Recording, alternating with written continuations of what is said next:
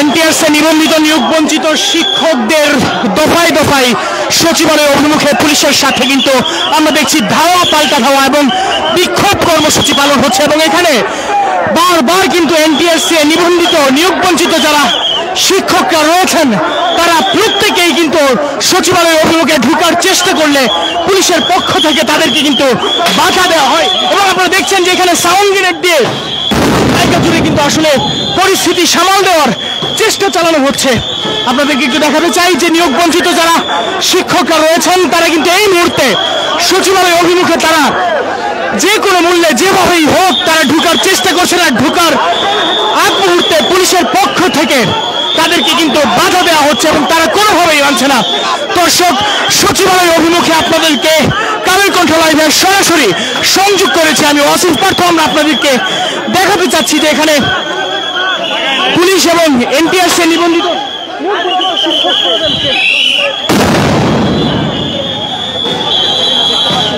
দর্শক আপনারা দেখছেন যে পুলিশের পক্ষ থেকে সাউন্ড গ্রেনেড মারা হচ্ছে, তারপরেও কিন্তু তারা কোনোভাবে এখান থেকে সরছে না, অর্থাৎ তারা কিন্তু ঠাই হয়ে দাঁড়িয়ে আছেন সেখানে।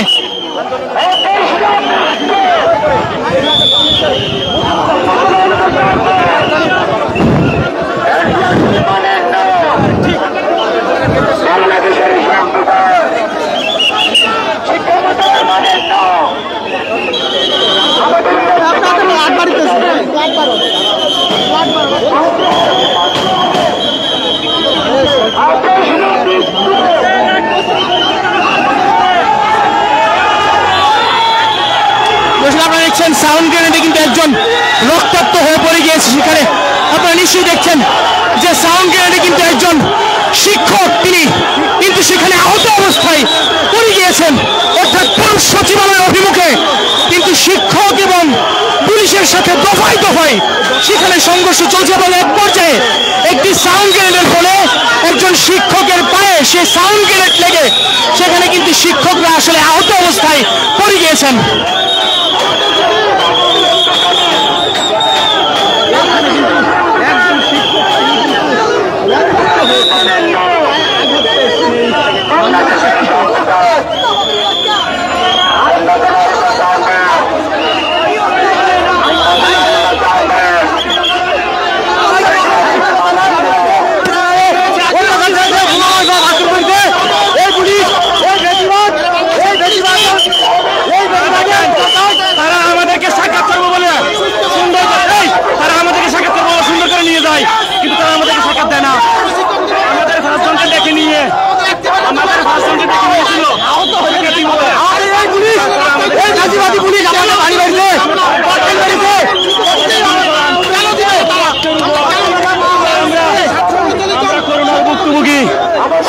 শিক্ষক নিবন্ধন কে কে আহত হয়েছে আমাদের আইন মন্ত্রণালয়ের মতামত দিয়েছে।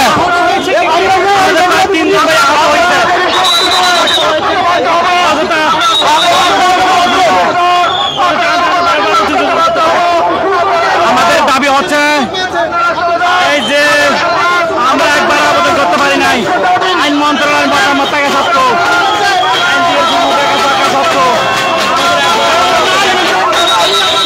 আমাদের দাবি হয় আমাদের রক্তের উপর দিয়ে তাদের জন্য বিক্রি দিতে হবে। দর্শক আপনারা দেখছেন একজন আহত শিক্ষক।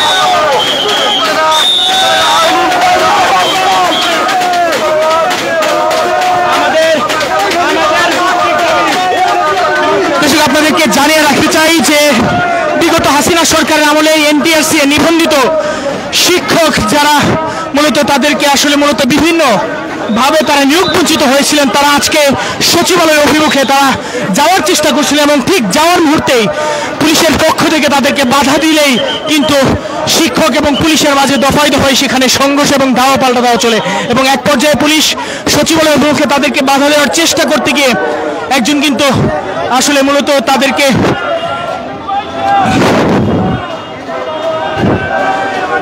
বাধা দিয়েছিলেন এবং তারা চেষ্টা করছিলেন যেন কোনোভাবেই না যায় এবং সেখানে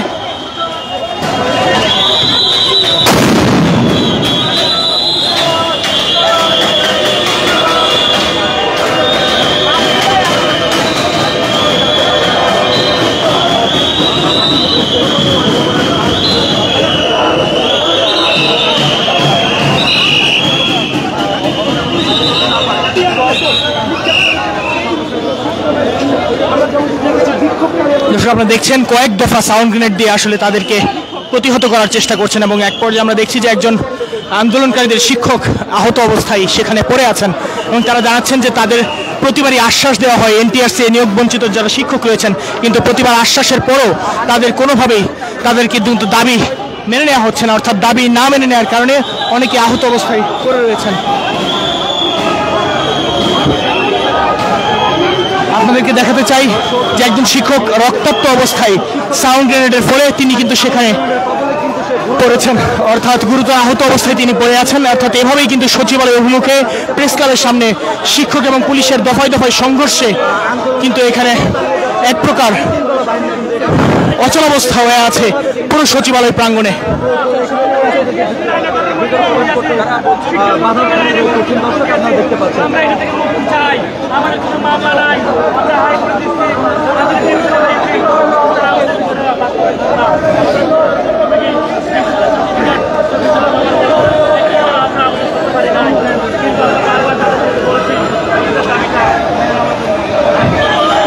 দর্শক, এই মুহূর্তে সচিবালয় অভিমুখে এভাবেই কিন্তু থমথমে অবস্থা বিরাজমান রয়েছে। বিশেষ করে এনটিআরসি নিবন্ধিত শিক্ষক ফোরাম যারা, তারা কিন্তু আসলে দুর্বার আন্দোলন গড়ে তুলেছেন সচিবালয় অভিমুখে প্রবেশ করার জন্য। আর ঠিক প্রবেশের মুখেই পুলিশের বাধার মুখে পড়তে হয়, আর বাধার মুখে পড়লেই সেখানে শুরু হয় কিন্তু তাদের মধ্যে গন্ডগোল, অর্থাৎ দফায় দফায় পুলিশের পক্ষ থেকে ধাওয়া পাল্টা ধাওয়া শুরু হয় শিক্ষকদের সাথে এবং এক পর্যায়ে তারা পরিস্থিতি সামাল দেওয়ার জন্য সাউন্ড গ্রেনেড নিক্ষেপ করে এবং সাউন্ড গ্রেনেড নিক্ষেপ করলে কয়েকজনের কান ফেটে রক্ত বের এবং একজন শিক্ষক আহত অবস্থায় আপনারা দেখতে পাচ্ছেন সেখানে পড়ে রয়েছেন। অর্থাৎ এনটিআরসি নিবন্ধিত শিক্ষক ফোরামের যারা রয়েছেন তারা বলছেন যে বছরের পর বছর তাদের সাথে বৈষম্য করা হচ্ছে এবং তারা দাবি না মেনে নেওয়ার ফলে তাদেরকে কিন্তু আসলে বঞ্চিত করা হচ্ছে এবং এখানে সেই প্রেক্ষিতেই আজকে এরকমের আন্দোলন সৃষ্টি হয়েছে এবং পুলিশের পক্ষ থেকে অত্যন্ত জোরালোভাবে তাদের মোকাবিলা করা হচ্ছে যেন কোনোভাবেই শিক্ষকরা সচিবালয় অভিমুখে প্রবেশ না করতে পারেন। দর্শক, কালের কণ্ঠ লাইভে রাজধানীর সচিবালয় থেকে আপনাদের সাথে সরাসরি সংযোগ করেছে আমি ওয়াসিফ পাঠা। আমরা আপনাদের দেখাচ্ছিলাম যে তারা মূলত যে দাবি নিয়ে তারা এখানে এসেছেন সে কারণেই কিন্তু তারা এখানে এসেছেন। অর্থাৎ আমরা আপনাদেরকে পরবর্তীতে আবারও যাবো। এ পর্যন্ত অবশ্যই কালের কণ্ঠের সাথে দেখবেন। আমরা আপনাদেরকে জানিয়ে রাখতে চাই সবার আগে সব খবর আমরা কালের কণ্ঠের ফেসবুক এবং ইউটিউব চ্যানেল আপনারা দেখতে পারবেন।